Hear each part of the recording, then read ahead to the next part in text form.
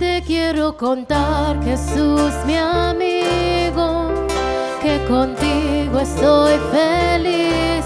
Si tengo tu amistad, lo tengo todo, pues estás dentro de mí.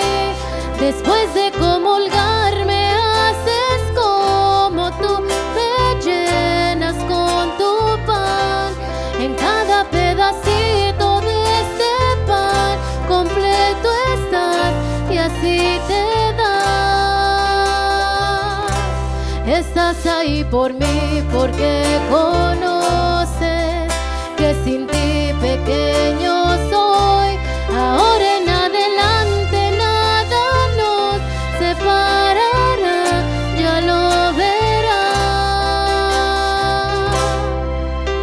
Te escondes en el mar y aunque no te pueda ver, te puedo acompañar.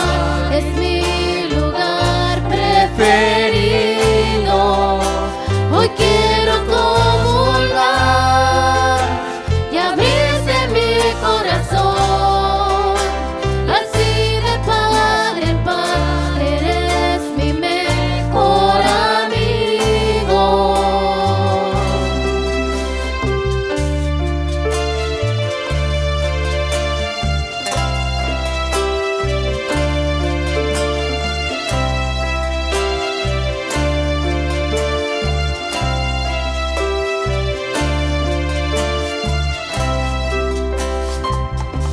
Dos mil años atrás a tus amigos invitaste a cenar y ahí les prometiste que con ellos por siempre ibas a estar.